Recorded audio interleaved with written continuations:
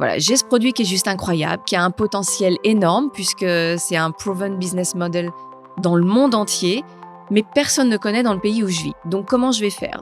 Hello, bienvenue sur le podcast des Leaders sans frontières, le podcast où nous partons à la rencontre des meilleures pratiques managériales et entrepreneuriales, inspirées des différences culturelles et de l'international.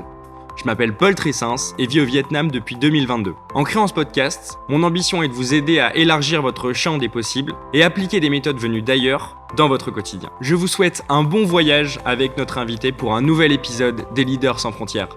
Bonne écoute! Bienvenue dans le podcast des Leaders sans frontières, Céline. Merci Paul pour l'invitation. Merci de me recevoir ici, dans vos locaux. Ce que je te propose dans un premier temps, c'est que tu te présentes, tu nous dises qui tu es, ce que tu fais et d'où tu viens. Ok, donc Céline Ventalon, française, vivant au Vietnam depuis 13 ans. J'ai lancé donc ma marque de culottes menstruelles il y a 2 ans et demi. Après un parcours vallonné d'étapes entrepreneuriales. J'adore le Vietnam et pour l'instant, le plan est d'y rester. Super. Est-ce que tu peux me raconter l'histoire de ton expatriation, comment tu es arrivée à l'international ? Alors, j'ai toujours depuis que je suis toute petite, j'ai toujours voulu aller à l'étranger. Très rapidement, je me suis rendu compte quand j'étais au lycée que le niveau d'anglais n'était pas vraiment ce que j'attendais, que si je voulais réussir à avoir une carrière, il fallait absolument que je parle anglais. Donc, du coup, j'ai passé mon bac scientifique à Lyon. Et juste derrière, j'ai demandé à mes parents, je leur ai dit je veux faire une année à l'étranger et particulièrement aux États-Unis. Voilà, c'était à l'époque, en tout cas, c'était un de mes grands rêves. Donc, du coup, ça s'est réalisé. Je suis partie 1 an dans une toute petite ville à côté de Minneapolis, donc dans le Minnesota. Expérience extrêmement difficile, puisque aux États-Unis et surtout dans ces coins un petit peu reculés, ils ont généralement jamais trop voyagé, ils sont jamais sortis de leurs États, donc ça a été et puis ils sont très très catholiques, ça a été aussi très difficile pour moi, le poids de la religion. Donc du coup, je suis restée là-bas 1 an. Alors pour le coup, je suis devenue entièrement bilingue. Ça m'a fait une super opportunité. J'étais en high school, donc j'ai repassé mon bac et voilà, et je suis rentrée 1 an après. Ensuite, de par mes études secondaires, j'ai fait pas mal de voyages et de stages, notamment encore aux États-Unis, donc à Irvine en Californie. Après, j'ai fait New York pour une boîte de lingerie. J'ai fait après Miami, donc ça c'était vraiment mon stage de fin d'études. À ce moment-là, j'étais avec mon ex-conjoint, donc on est à la fin de notre stage de fin d'études à Miami. On est reparti, alors là, pour la plus grosse expatriation de ma vie, je pense que c'était Marseille. Ça a été très, très dur. Alors, pas dur parce qu'effectivement, la ville est sympa, les jobs étaient bien. C'est juste, je pense, le décalage en fait qu'il y avait par rapport à effectivement la vie qu'on avait eue aux États-Unis. Et puis, la vie à Marseille où il faut vraiment, je pense, être Marseillais. Qu'est-ce qui t'interpelle quand tu passes plusieurs mois, plusieurs années aux États-Unis et d'un coup tu rentres à Marseille, quoi, la lyonnaise? Déjà, il y avait un peu le conflit au niveau foot, tu vois, entre l'OL et l'OM à l'époque. Donc ça, c'était assez compliqué. Et puis ensuite, je pense, voilà, c'est cette habitude où tu te dis, t'es dans un pays étranger, donc tu dois faire attention aux règles du pays, où tu dois essayer de t'insérer un maximum. Et c'est vrai que j'avais beau essayer de m'insérer à Marseille. Je pense que les Marseillais, ils ont énormément de cœur. Mais il faut réussir à rester assez longtemps pour en fait faire partie de leur communauté et qu'ils t'acceptent. Et je pense que l'acceptation était la plus difficile. Alors qu'aux États-Unis, au final, t'arrives, t'es accepté tout de suite. Donc et surtout à Miami où ça grouille, c'est très m'as-tu vu, voilà. Donc ça a été un petit peu compliqué. À l'époque, à Marseille, j'étais ingénieure commerciale chez Otis. Dans les ascenseurs, donc monde très masculin, alors que moi j'avais été habituée à un monde très féminin. Donc on a fait 2 ans et demi et pareil, ça nous titillait de repartir à l'étranger. Donc on s'est dit, le premier qui trouve un job à l'étranger fait partir l'autre. Et voilà. Et 2 semaines après, alors par contre, j'avais dit tout sauf l'Asie. C'était vraiment, pour moi, c'était important. Pourquoi tout sauf l'Asie ? Mais alors, c'était bien évidemment des idées reçues, Ouais, à ce moment-là de ta vie, pourquoi ? mais l'image que j'en avais, en tout cas, était pas celle, c'était pas les pays où j'avais envie d'habiter. Qu'est-ce que tu avais comme image juste pour qu'on se représente avant que tu partes ? C'est idiot à dire, hein, mais je me souviens d'un film qui m'a particulièrement marqué, c'était Indiana Jones et le Temple perdu. Et le début du film commence en Asie. Et je trouvais que c'était sale, ça faisait noir, ça grouillait de partout, c'était pas organisé. Enfin, ça parlait une langue que je comprenais pas. Donc je me suis dit, voilà, s'il y a bien des pays où j'aurais pas de plus-value, c'est bien dans ces pays-là. Et puis au final, au bout de 2 semaines, c'est mon ex-conjoint qui a eu cette opportunité de partir en Indonésie, à Jakarta. Et là, ça a été, waouh! Alors bien évidemment, j'ai dit oui tout de suite, mais je suis restée, sous le choc pendant un moment. Mes parents énormément aussi. Je pense que j'en ai même rigolé en leur annonçant et elle s'en souvient encore, ma maman, me disant: «Mais qu'est-ce qui te fait rire?» Parce qu'elle était limite en larmes. Donc voilà et en fait, arrivée en Indonésie, je pense que ce qui a été le plus difficile, c'est, de me retrouver, en fait, dans un pays où j'avais pas d'attache, où je parlais pas du tout la langue, où mon ex-conjoint était la journée, au travail et que moi, je me suis retrouvée alors que j'ai toujours été quelqu'un de très active, qui gagnait très bien ma vie en France, bah, à me retrouver sans rien faire, en me disant: «Bah, est-ce que j'ai pas fait un mauvais choix?» Et voilà et au final, bon, bien évidemment, l'expérience m'a montré que non, c'était pas un mauvais choix. Je me suis tout de suite, en fait, alors pour le coup, autant avec les Marseillais, ça avait été dur de s'insérer, autant l'Indonésie, les gens sont d'une gentillesse extrême. Ça a été très, très facile pour moi de m'adapter. L'arrivée de mes parents a fait que j'ai été fière aussi de leur montrer, voilà, là où je vivais, les opportunités qu'il pouvait y avoir, parce que je les ai tout de suite vues et voilà et du coup de fil en aiguille, bah, j'ai adoré ce pays.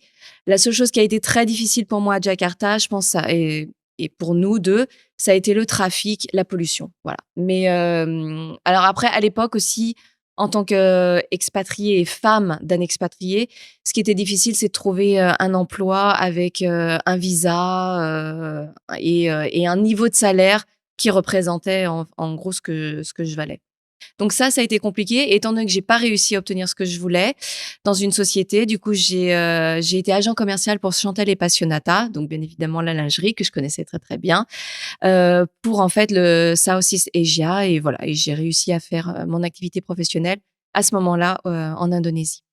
Ok, tu parles de l'Indonésie, la pollution, le trafic. Est-ce que tu peux décrire un peu plus cet environnement qui, là, aujourd'hui, on est basé à Ho Chi Minh. C'est encore un monde entre le Vietnam et l'Indonésie. Ah oui, alors moi, quand j'entends qu'il y a du trafic, au Vietnam, non, il y a pas de trafic au Vietnam. Pour moi, c'est même fluide. Quand on a vécu à Jakarta et je pense que la Thaïlande, c'est vraiment très, très proche. Alors je dis pas que c'est au point de Jakarta, mais c'en est proche. On comprend ce que c'est que le trafic. C'est-à-dire que nous, le matin, on vivait dans Jakarta.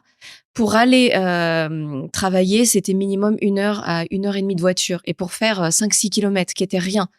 On a loupé un nombre, incalculable de fois notre avion pour aller à Bali. Voilà, c'était des 4-5 heures, dans la voiture, ne serait-ce que pour aller à l'aéroport et je crois qu'il y a une fois où ça a été décisif. On est parti faire, un espèce de parc safari qui était à, alors tout mis à bout, si vraiment ça roule, c'était 2 heures et demie de voiture. Donc on y est allé très, très tôt le matin et vers les 4-5 heures, bah, on est reparti et là on a mis littéralement 9 heures pour rentrer. Et là, on s'est dit, on venait d'avoir en plus notre enfant et notre premier, et on s'est dit: «Bon, là, je crois qu'il est temps de, voilà, passer à une autre étape» et puis bon, la pollution aussi faisait qu'on s'est dit avec un jeune enfant, c'était plus idéal. Tu passes 4 ans en Indonésie Ouais. et ensuite, Alors ensuite, arrivé au Vietnam, alors moi, quand je suis arrivée, bien évidemment, venant de Jakarta, je me suis dit: «Waouh, il y a des trottoirs, il y a des magasins dans la rue, il y a des arbres, le trafic est, plus que fluide, la nourriture a vraiment une influence française, il y a des médecins français, on va dans un supermarché, on trouve de tout» et alors ce qui était, je n'en ai pas parlé, mais ce qui était aussi différent par rapport à l'Indonésie, c'était qu'il y avait pas de poids de la religion. En Indonésie, c'est vrai, voilà, ils sont musulmans, il y a l'appel à la mosquée, il y a pas de porc, il y a pas d'alcool. Alors, il y en a bien évidemment, mais c'est plus compliqué à trouver, plus cher, et en arrivant ici, je me suis dit: «Mais en fait, c'est la France, mais en Asie». Donc pour moi, il me manquait que ma famille, voilà. c'est marrant ce que tu racontes parce que moi, à chaque fois que j'ai des amis qui viennent ici, on me dit justement ah, il y a pas de trottoir, c'est le bordel, il y a des scooters de partout, justement, il y a que des petits magasins, etc. Et toi, tu opposes encore l'Indonésie qui est plus éloignée encore de la société française Ouais. et tu rapproches finalement le Vietnam et la France. Ah oui, pour moi, ils sont très similaires dans ce sens-là. Bah oui, parce qu'en fait, l'Indonésie, il y a pas de vie dans la ville. C'est-à-dire que enfin, pour Jakarta en tout cas, c'est-à-dire on passe d'un endroit à un autre, donc c'est-à-dire son travail, sa maison ou alors ses liens sociaux, c'est-à-dire ses sorties. Et les sorties, ça se fait dans des restaurants, mais ces restaurants sont généralement dans des grands buildings, dans des malls. Il y a absolument aucun magasin dans les rues. C'est-à-dire tout se passe dans les centres commerciaux, dans les bureaux ou chez soi, ou alors des activités sportives. Mais il y a vraiment, on peut pas se balader dans la rue à Jakarta. Ce n'est absolument pas possible. Il n'y a aucun moment où on flâne, comme on dit, et Non. on passe que d'un point A à un point B, en fait. Exactement. Et puis quand on passe au point B, généralement, c'est des centres commerciaux, donc il y a aucun intérêt. Encore une fois, il y a très peu d'arbres dans la ville, il y a très peu de parcs.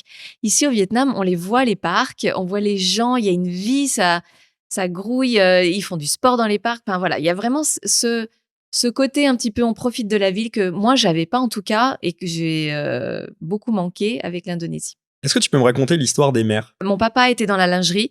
Quand on était petite avec ma sœur, on allait de temps en temps le week-end, on aidait à faire les porte-jartelles. Donc ça a toujours été un monde qui m'a fait rêver. Et en grandissant, j'ai trouvé des stages liés à la lingerie.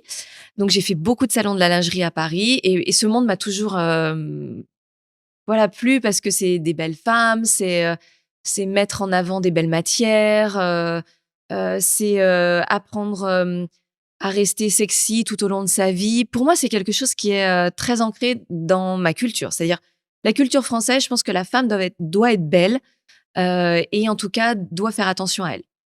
Et donc du coup, j'ai toujours eu mes expériences dans la lingerie.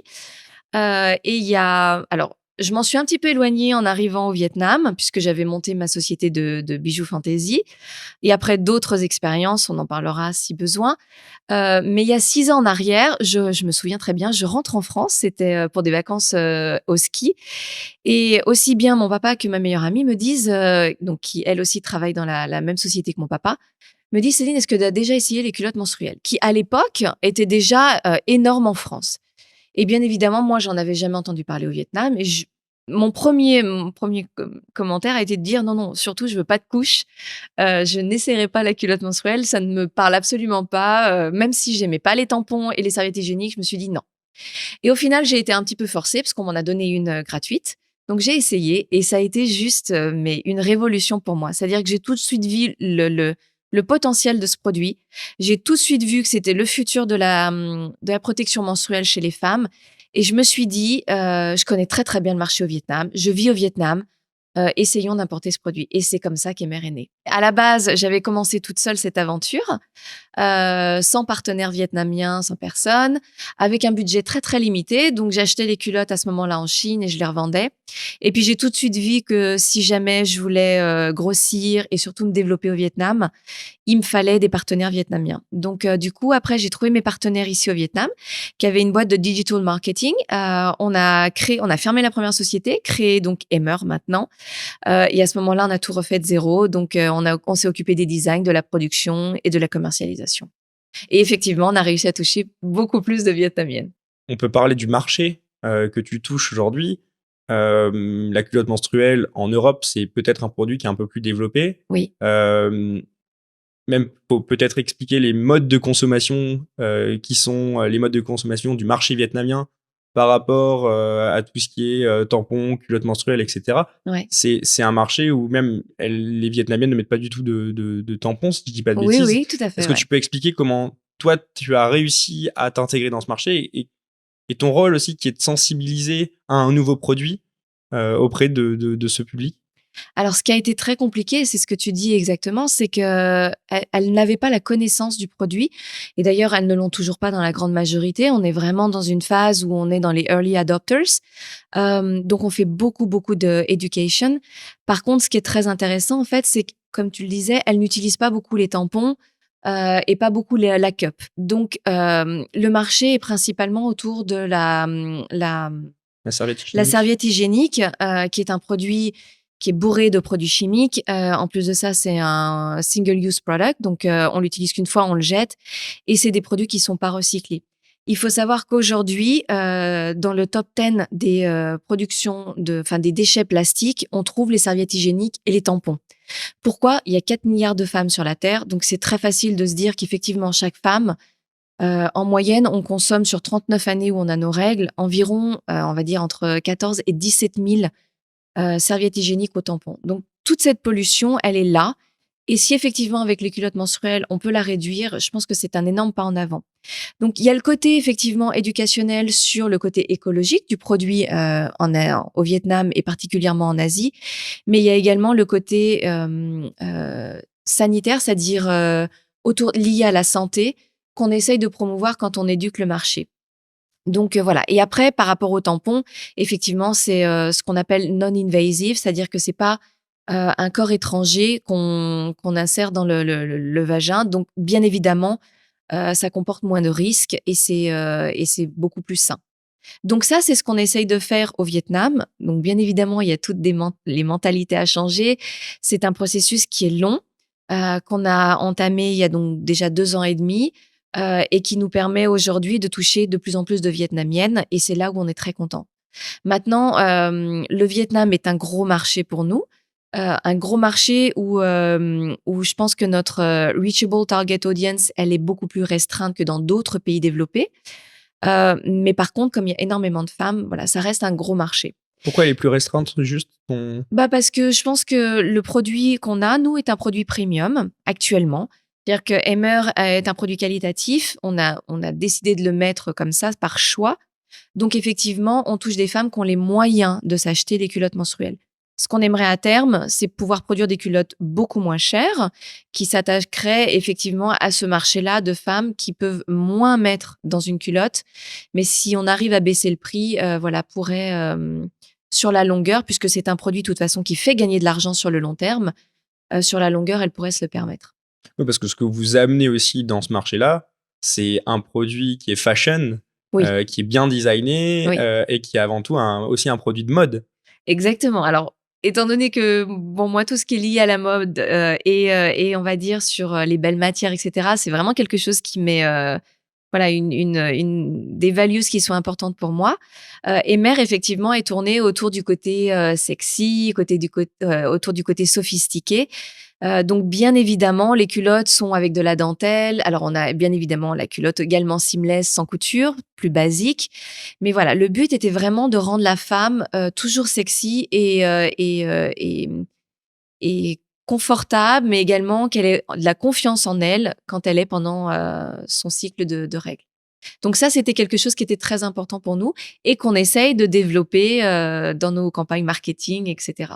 Oui, parce que finalement, avec ce côté fashion, vous sortez même de la culotte menstruelle et c'est de dire, bah, en fait, on vend plusieurs modèles Oui, qui peuvent correspondre tout simplement aux attentes de nos clientes et avec des couleurs différentes, oui. arriver à vendre du coup plus de culottes que simplement une ou deux Au pour moment la des période règles. au moment des Oui, règles. Ouais. oui. Ce qui était vraiment important, si tu veux, c'était de comprendre les besoins, les attentes et les préférences des femmes. Donc, on a fait beaucoup de recherches de ce côté-là. On s'est rendu compte qu'il y avait des femmes qui préféraient effectivement les culottes qui étaient hipster, donc les culottes classiques. Donc, on a fait une culotte hipster avec et sans lace. Comme ça correspondait à tous les besoins. Mais on s'est aussi rendu compte qu'il y avait des femmes qui avaient besoin de plus de soutien. Donc, on a fait la culotte qui était plus, donc du coup, high-waisted, qui permettait d'avoir un soutien sur le ventre. Pareil avec et sans dentelle. On a fait également les culottes jour et nuit pour celles qui veulent voilà plus de protection pendant la nuit. On est allé jusqu'à faire aussi le string. Donc ça, c'est pour le début et la fin des règles. Et un produit sur lequel aussi je suis très fière, c'est le maillot de bain de règles qui permet là complètement d'enlever même le tampon pendant les vacances, les périodes de baignade ou même à l'école pour les ados quand elles ont leur cycle de piscine. Voilà. Ok. Donc, on a vraiment essayé de se dire, voilà, à quoi on veut répondre comme attente et comment arriver avec, bien évidemment, tout en gardant en conscience qu'on était une start-up, qu'on est dans un business de hardware, c'est-à-dire qu'on a beaucoup de notre cash flow qui est immobilisé pour la production. Donc, il fallait également qu'on ait des quantités qui soient raisonnables dans chacune de nos collections pour qu'on puisse voilà, avoir un certain équilibre. Aujourd'hui, vous distribuez où ces produits Alors, au tout début, en fait, on s'est focalisé sur le B2C. Ouais. Ensuite, on s'est dit, il faut absolument éduquer. Donc, on a éduqué dans les centres médicaux. Donc ça a été la période médicale qui nous donne également de la crédibilité pour nos clientes parce que c'est important de savoir que ce produit est antibactérien, donc qui permet de réduire le risque de d'infections urinaires, d'infections vaginales, etc. Ensuite, on a voulu éduquer dans les écoles. Donc, on a fait pas mal de workshops qui étaient complètement gratuits, qu'on met à disposition des écoles. Donc là, c'était dans les écoles internationales, toutes ces écoles qui nous permettent de toucher une audience qui est beaucoup plus jeune, mais au final, c'est quelque part la plus importante, puisque quand on vient juste d'avoir ses règles, on veut un produit qui soit efficace. Et je pense que pour beaucoup de teenagers, ça fait peur d'utiliser des tampons ou des serviettes hygiéniques. Donc, et ensuite, on a commencé tout ce qui était retailer. Donc là, c'est les grands magasins, les supermarchés. Et là, le but aujourd'hui, c'est de réactiver le B2C. Donc, bien évidemment, on a Lazada, Shopee, qui sont des grosses plateformes pour nous, qui commencent à bien fonctionner. Et ce qu'on veut essayer de vraiment prioriser maintenant, c'est TikTok, les live streams, voilà, tous ces réseaux sociaux au Vietnam et en Asie qui fonctionnent de façon complètement différente par rapport aux réseaux sociaux en France, et notamment TikTok. Ok, très clair. J'aimerais qu'on revienne sur ta stratégie de développement. Tu disais au début, tu as commencé toute seule ou tu t'adressais plutôt à un marché expat. Oui. Après, tu t'es associé avec des Vietnamiens. Oui. Ça t'a permis de t'intégrer dans le marché vietnamien. Est-ce que tu peux un peu raconter cette association, puis après le fait que tu sois retournée toute seule? Et on va ensuite voir comment évolue la société depuis. Alors en fait, effectivement, je m'étais lancée toute seule au début parce que je voulais tester le marché. C'était vraiment le but, c'était de me dire, bon, voilà, j'ai ce produit qui est juste incroyable, qui a un potentiel énorme puisque c'est un proven business model dans le monde entier, mais personne ne connaît dans le pays où je vis. Donc, comment je vais faire? Donc, au départ, ça a vraiment été de me dire, limitons l'investissement, faisons quelques tests et voyons si ça fonctionne. Là où je me suis retrouvée très limitée et très rapidement, c'est que je me suis dit, voilà, je ne parle pas vietnamien, parce que c'est vrai que dans le travail, tout le monde parle anglais avec moi, donc j'ai pas cet effort à faire, même si je reconnais que voilà, j'aurais dû. Mais donc, du coup, je me suis retrouvée limitée sur les réseaux sociaux, en fait, pour pouvoir promouvoir le produit avec les codes asiatiques et bien évidemment la langue. Et puis, là où j'étais pas satisfaite non plus, c'était d'avoir un produit chinois qui répondait pas forcément aux critères, ni, on va dire, de certification, ni d'élégance que je souhaitais. Donc, du coup, j'ai recherché des partenaires ici au Vietnam. J'ai trouvé assez rapidement donc mes partenaires qui avaient donc cette fameuse société de digital marketing. Et là où je me suis dit que voilà, les lacunes que j'avais, je me suis dit que c'était parfait. C'était pour moi les associés idéaux à l'époque parce qu'ils me permettaient en fait d'arriver sur on va dire sur cette expertise que je n'avais pas. Il m'apportait également tout ce qui était legal, accounting, voilà, où je sais que c'est pas non plus mon point fort. Donc très rapidement, on a monté donc Emmer. Moi, j'étais en charge de tout ce qui était design, production, business development, commercialisation, et eux étaient en charge du marketing et de toute la partie legal, finance, accounting. Donc, on a vraiment, en fait, on a vraiment matché dès le départ. Après, là où nos chemins se sont un peu séparés, c'est que clairement, eux avaient une société de service. C'est-à-dire que, voilà, quand on facture une offre de marketing, l'argent rentre très rapidement et puis surtout, il n'y a pas d'immobilisation dans les stocks, etc. Et je pense que très rapidement, pour eux, ça a été une frustration peut-être de ne pas avoir de revenus plus rapides et de retour sur investissement plus rapide. Sachant qu'également, on avait cette contrainte d'éduquer. Donc, on ne pouvait pas vendre tout de suite des quantités qui étaient énormes. Moi, je savais en tout cas que le chemin allait être un peu plus long et allait demander beaucoup plus de temps. Donc, l'année passée, en fait, de façon très naturelle, il s'est posé la question de se dire, bon, qu'est-ce qu'on fait? Comment on continue? Est-ce qu'on est content? Est-ce qu'on ne l'est pas? Et on s'est mis d'accord, en fait, sur un rachat de leur part. Donc, j'ai racheté les parts. Et depuis, voilà, j'ai continué l'aventure Emmer avec mes équipes et moi avec 100% des parts. Ok. Il y a un levier qui est en train d'arriver chez Emmer que tu as sollicité aussi, c'est que tu as participé à l'émission Shark Tank. Donc, Shark Tank, pour notre audience, je vais expliquer, c'est ce qu'on a en France sous le nom de Qui veut être mon associé. Oui. Donc, ça s'est passé là actuellement, on est mi-décembre. L'épisode est sorti fin novembre. Oui, mi-novembre. Mi-novembre, ouais. Ouais. Quel impact, déjà, en un mois, tu ressens sur la société lié à la publication de cet épisode, et aussi qu'est-ce qu'il va y avoir comme impact financier et de développement à l'avenir pour l'entreprise? Alors Shark Tank, ça a été pour moi une expérience extraordinaire. Je peux pas décrire ce que ça a été un enrichissement du début à la fin. Alors ça a été quelque chose que j'ai voulu, c'est-à-dire que ça ne me faisait pas peur et j'avais même très envie d'aller sur ce chemin-là. Je savais que c'était clairement que ça allait être un nouveau départ pour Emer. Après 2 ans où effectivement j'avais vu les limites en fait de notre propre marketing, puisque pour développer une nouvelle marque, on sait que sur un marché c'est déjà compliqué. Mais pour développer un nouveau produit, c'est encore plus compliqué et ça demande des besoins en marketing et en budget qui sont énormes.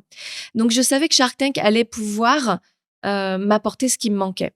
Donc ça a été un long chemin. J'avais postulé l'année passée au mois de mai. En fait, pas l'année passée, en mai 2022. Et à ce moment-là, ils étaient sur la saison 5 de Shark Tank. La directrice nationale du show m'a tout de suite dit: Céline, on adore le produit, on adore la marque. En gros, est-ce que tu peux rejoindre tout de suite la saison 5? Et ils en étaient donc aux enregistrements de l'émission. Et elle me dit: envoie-nous ton pitch et puis tous les documents de la société. Donc, alors, faut savoir que les documents, on a dû envoyer vraiment une tonne de papier. Hein. Ça a été l'accounting de la société, les business licenses, absolument tout. Donc le pitch également d'investisseurs.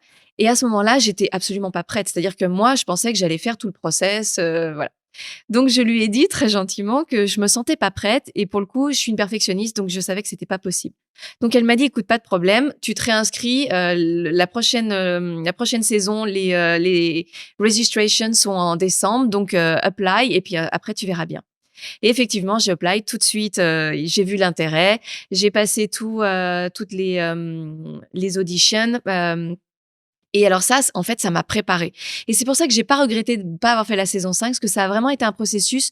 En fait, toutes les auditions m'ont préparée à être devant des caméras, à peaufiner mon pitch, à prendre des conseils par des amis qui étaient dans des venture capital.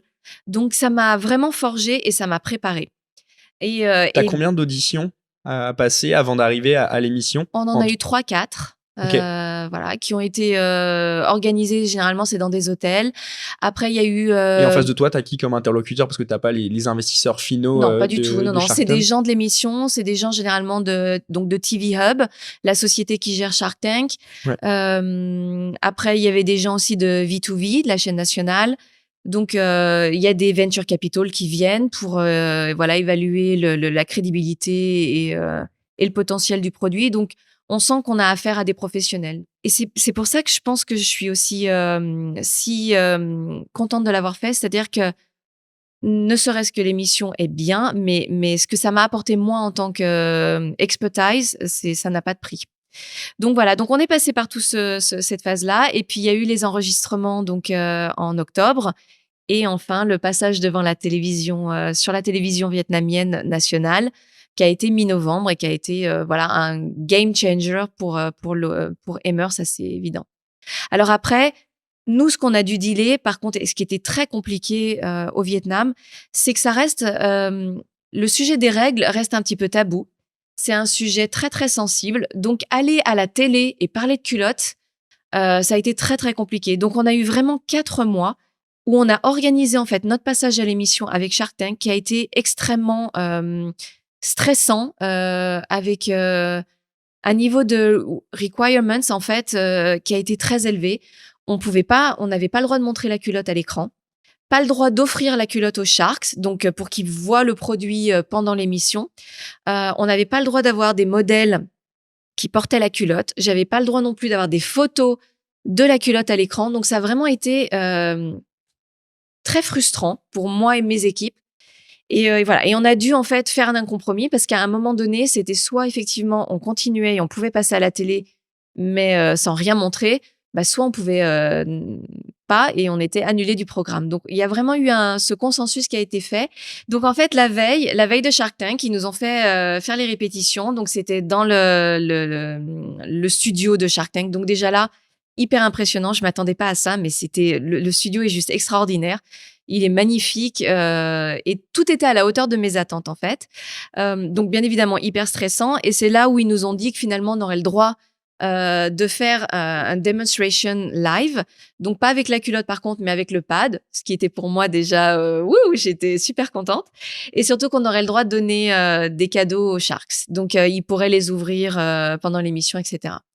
Donc voilà, donc du coup, ça nous a un petit peu rassurés. Et puis le lendemain, je pense que c'était tellement des mois de préparation que le stress était même tombé, c'est-à-dire que j'y suis allée, voilà, sans stress et ça a été super. Donc, je suis ravie de la performance qu'on a eue.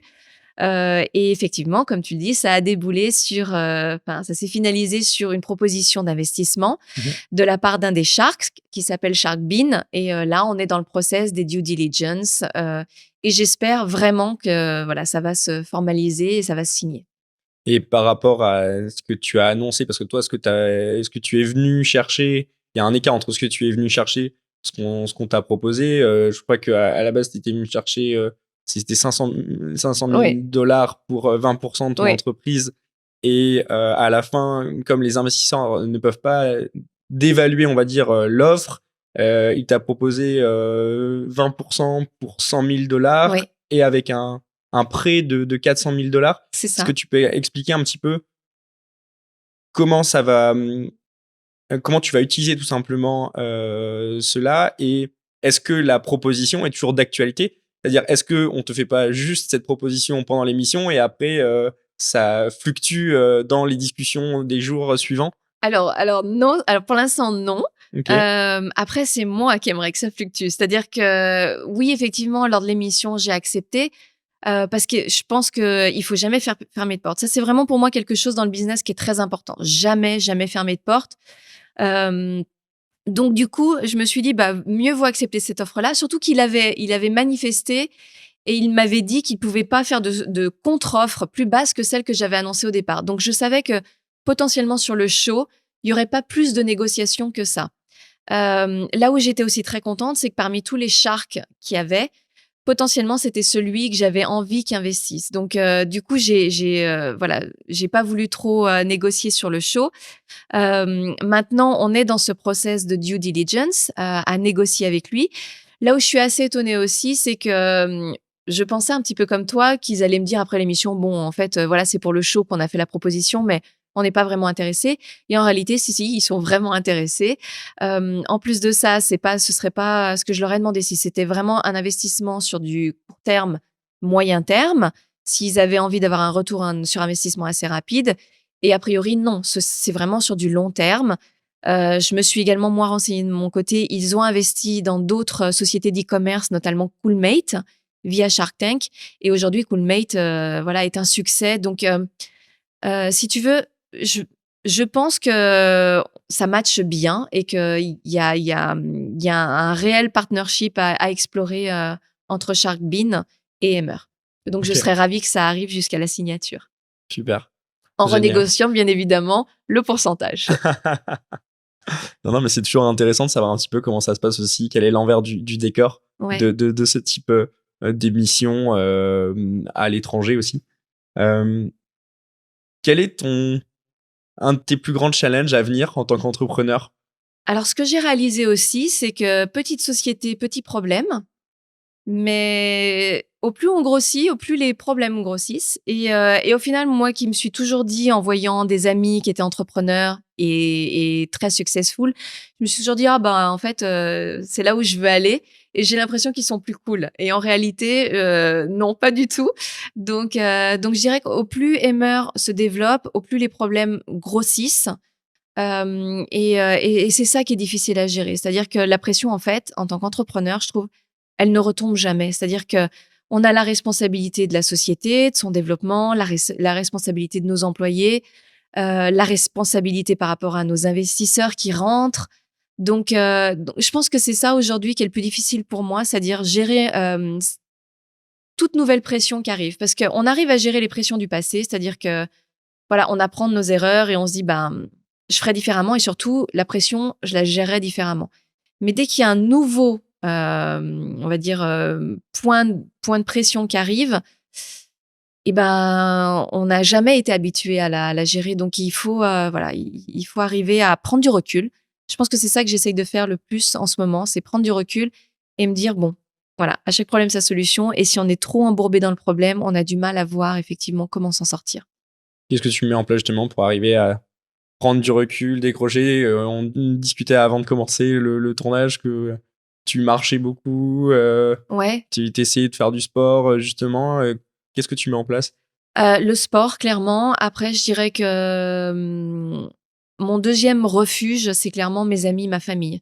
C'est-à-dire que dès que je sens que, voilà, je suis, trop impliquée et que j'arrive plus à trouver de solution, ou même que je peux, me dire: «Bon, c'est la catastrophe», voilà, j'essaie de me dire: «Bah, allez, je pose tout, je lâche tout», même si j'ai encore une tonne de choses à faire et je vais boire un verre avec mes amis, ça va me changer les idées.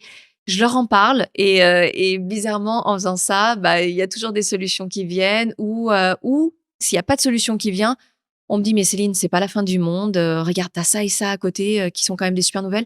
Parce qu'on a tendance, en fait, à, je pense, trop voir le négatif et quand il y a un positif qui arrive, à se dire: «Ouais, ça c'est bien, mais OK. OK, c'est bien, mais il y a quand même le négatif, quoi». Donc voilà et donc j'essaie de faire ça et mes amis, ma famille m'aident beaucoup à le faire. Donc là, par exemple, je suis dans une période de gros stress. Cette semaine, je sais que je vais prendre plus de temps pour moi, par exemple. OK. Ouais, c'est important de célébrer aussi les réussites. Oui, Heu, très, très.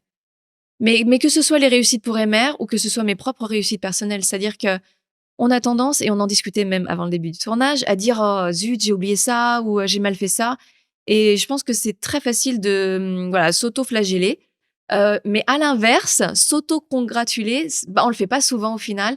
Donc c'est quelque chose que j'essaye de mettre en place et si je le fais pas, alors sans bien évidemment tomber dans un truc, voilà, qui serait, trop narcissique, mais je pense que c'est vraiment les petites récompenses, il faut savoir également se les adjuger et se dire: «Bon, voilà, tu as quand même réussi ça, c'est pas si mal». Aujourd'hui, tu as une équipe qui est composée principalement, de Vietnamiens. Comment est-ce que tu fais justement pour, intégrer les différences culturelles dans ton management? Bon, alors j'ai quand même 18 ans d'Asie derrière moi, ça m'a beaucoup aidée. J'ai plus, une façon de manager, mes employés qui est un mix de la façon asiatique et la façon française. C'est-à-dire que j'aime que mon environnement de travail soit, libre, qu'il soit fun. Donc, on aime bien travailler avec la musique, voilà, donc là, c'est nos bureaux, tu vois, ça ressemble pas vraiment à des bureaux. J'aime ce côté start-up aussi où, on se prend pas la tête, où on peut discuter tout, où même si moi, je suis la CEO et founder, ben, voilà, le moindre problème, je veux qu'on en parle. Je suis pas forcément celle qui prend toutes les décisions non plus. J'aime qu'ils aient le voilà, leur propre niveau d'initiative. Ils savent également, en tant que Vietnamiens, ce qui peut être plus adapté également sur le marché. Donc j'ai toujours, cet angle de me dire: «Voilà, j'ai pas toutes les solutions, je ne sais pas tout, voilà, je ne suis pas parfaite et on écoute le point de vue de chacun et à la fin, bien évidemment, si je dois prendre la décision finale, elle sera prise, mais ce sera, voilà, en fonction de l'avis de tout le monde». Ça, pour moi, c'est très important et le respect, de mes employés, alors ça et de mes employés, des personnes avec lesquelles on travaille, des distributeurs, des fournisseurs. Voilà, j'essaye toujours, en fait, alors ça, je pense que c'est mes parents qui m'ont appris ça, mais de me mettre à la place de l'autre et comment l'autre réagirait, face à mes attentes ou face à, mes demandes ou, voilà, mes expectations ou mes frustrations. Comment tu fonctionnes? Est-ce que, tu prends les choses comme elles viennent? Est-ce que tu mets des jalons à 1 an, 3 ans? Est-ce que tu es plutôt, sur de la vision long terme? Comment est-ce que tu te projettes? Alors, projeter, c'est très, très compliqué, parce qu'encore une fois, je suis pas sur un marché qui est éduqué. Donc, quand on va rentrer dans la phase de early majority, je pense que ça va être un réel boom. Là où je suis consciente, c'est que je ne serai probable pour arriver à ce stade, il va falloir qu'il y ait d'autres, acteurs qui rentrent sur le marché et à chaque fois qu'on me dit: «Oui, mais si d'autres compétiteurs rentrent, comment tu vas faire?» et en fait, je pense que c'est bien qu'il y ait une autre compétition qui se mette en place avec, leur propre marketing pour éduquer également et cetera. Donc ça, c'est très difficile d'avoir cette vision-là parce que, comme j'ai expliqué également à l'équipe de Shark Tank, on ne sait pas quand est-ce que ça va arriver. C'est-à-dire que les efforts sont mis en place, Bien évidemment que Shark Tank aide, mais c'est un processus qui va encore prendre du temps. Et je pense sur le marché vietnamien, si ça continue comme ça, encore 1 ou 2 ans. Par contre, les autres marchés, là, ça peut décoller beaucoup plus rapidement. Donc, je pense qu'à 1 ou 2 ans, Emmer aura vraiment fait sa place en Asie. Après, bien évidemment, le rêve pour Emmer, ce serait que Emmer devienne le Things, qui est l'acteur majeur aux États-Unis et le leader mondial de la culotte menstruelle. Les prochains pays que vous visez, qui sont où? Alors là, on s'est déjà développé en Malaisie, Singapour. Prochain pays, c'est clairement la Thaïlande, l'Indonésie, le Cambodge. Donc ça, c'est pour les Philippines, pour la partie Sud-Est Asie. Après, le dream, on va dire, pays idéal, ce serait la Chine. Parce que la Chine, on ne le sait pas, mais est très développée en termes de marché pour la culotte menstruelle. Et je pense qu'Emmer, avec ce petit côté Frenchy et premium, haut de gamme, a vraiment un atout. Et le marché chinois, justement, actuellement, est occupé plutôt par des sociétés chinoises. Il n'y a pas de sociétés étrangères qui... Alors, il y a les deux. Il y a un petit peu Stinks Ouais. qui est un peu présent, puisque eux, en fait, se sont fait racheter par Kimberly-Clark, qui est un des acteurs majeurs de cette industrie. Donc, c'est intéressant d'ailleurs de voir qu'un acteur comme ça ait été intéressé par une marque de culottes menstruelles. Donc voilà, donc je sais que ce sera compliqué, mais en même temps, le marché chinois est tellement immense que voilà, je pense qu'il y a de la place pour tout le monde. Exactement, ouais. Ouais. Quel meilleur conseil qu'on t'ait donné dans ta carrière? Alors, je vais en dire 2. C'est de jamais baisser les bras. Et je pense que de toute façon, je suis une battante. Donc, peu importe ce qui arrive, je prends un petit peu de temps pour me relever, mais je me relève toujours et j'ai toujours mon objectif en tête. Le deuxième, c'est la patience, je pense. Il faut être patient. Je pense que rien n'arrive facilement. Alors, il y en a pour qui ça arrive très facilement, mais je pense chacun a ses stades et que chaque personne va rencontrer un jour cette frustration de se dire j'aimerais que ça aille plus vite. Et voilà, il faut trouver le temps de prendre le temps, malheureusement. Est-ce que tu as une citation, une maxime qui te suit au quotidien? Alors oui, c'est une bonne question. Je te disais un petit peu avant que j'en avais beaucoup, mais il y en a une effectivement qui a plus de signification pour moi et par rapport à tout ce que j'ai traversé. Donc c'est en gros The journey of 1,000 miles begins with a single step. Et je pense que c'est vraiment la vérité. C'est-à-dire que ça, c'est ce que j'ai appris. Plutôt que de regarder le haut de la montagne, voilà, il vaut mieux regarder les pas que tu franchis petit à petit. Et au final, te dire, voilà, au bout de 2-3 ans, j'ai enfin grimpé cette montagne. Et finalement, elle n'était pas si haute que ça. Ouais. Oui, décomposer un problème, un sujet Ouais. en petite entité, en petite partie. Ça me rappelle des différentes interviews que j'ai déjà fait, notamment une interview avec Philippe Presti qui explique dans le sport de haut niveau comment lui il fait pour s'atteler à de gros problèmes, et c'est ce qu'on retrouve partout en sport, en entrepreneuriat, en management, de façon récurrente. Bah oui, parce que c'est vrai que si on se dit, oui, voilà, en fait, il faudrait que je sois là, mais on n'a pas les moyens d'y arriver. Alors que si on se dit, bon, on va prendre les choses petit à petit et déjà, passons quelques étapes et ensuite, on va se permettre voilà, de voir the big picture. Mais je pense que c'est important voilà, de se projeter, oui, mais dans des objectifs qui sont réalisables, voilà, pour permettre justement d'atteindre l'inatteignable. Ok. Est-ce que tu as un indispensable? Alors, moi, ce que j'appelle un indispensable, c'est un livre de chevet, par exemple, une émission quotidienne, un podcast que tu écoutes, qui t'accompagne et qui te permet justement de t'apporter de nouvelles connaissances. J'aime bien maintenant tout ce qui est lié à l'investissement. Donc, toutes ces émissions voilà, liées à des investissements, des projets potentiels. Tout ce monde-là, en fait, vraiment de l'entrepreneuriat, de l'investment, ça me passionne. Donc, je regarde beaucoup d'émissions tournées là-dessus. Après, un livre de chevet, non, j'en ai pas. J'adore lire, pourtant, mais j'arrive plus à trouver le temps en ce moment. Et un livre qui t'a marqué, que ça soit même un roman, un livre de management. Les livres, j'en ai quelques-uns. Mais c'était lié, alors bon, c'était lié pas au féminisme, mais on va dire à la force que la femme doit avoir, tu vois. Parce que je trouve que c'est difficile, enfin en tout cas moi, je trouve que c'est difficile d'être femme, d'être maman, d'être conjointe ou femme de, et d'être aussi successful businesswoman. Et j'ai lu pas mal de livres, alors comme Madame de Bovary, etc. Tu vois, qui m'ont un peu marqué, où c'est des femmes qui regardaient pas trop en fait, voilà, les autres, et qui écoutaient que leur impulsion, et qui s'en fichaient de la société ou du regard de la société. Voilà. Ça, je pense, ça c'est quelque chose par contre qui est, je me fiche complètement de ce que peuvent penser les autres. Et depuis très très jeune. Et c'est ce que je dis à mes enfants, c'est que je pense qu'il faut vivre pour soi et pas vivre pour le regard des autres. Est-ce que tu as un conseil à prodiguer à quelqu'un qui souhaite entreprendre? Faut se lancer. Et alors la seule chose que je dirais, c'est ne pas avoir peur de l'échec. Je pense que l'échec, moi je suis plutôt dans la culture américaine, c'est que je pense que l'échec ça a du bon. Il faut même s'en féliciter quand on a un échec, parce qu'on apprend beaucoup de ses échecs. Donc voilà, je pense qu'il faut pas se mettre de barrières, il faut pas se mettre de limitations. Il faut se dire qu'il faut tenter. Alors bien évidemment, hein, tout en maîtrisant ses projets. Et c'est un peu ce que j'ai fait avec la première société que j'ai montée de culottes menstruelles. Mais voilà, il faut se dire, si vraiment on a au fond de soi cette croyance que ça peut fonctionner, qu'on croit en soi et en ses capacités, ben let's go. Je pense que tout est possible. Où est-ce qu'on peut te suivre ou te contacter? Alors, on peut me suivre sur les réseaux sociaux, Facebook, Céline Ventalon, sur Instagram, sur LinkedIn. Et pour suivre Emmer, on a notre page aussi Facebook, Emmer Period Underwear. Pareil sur Instagram, on a notre chaîne TikTok.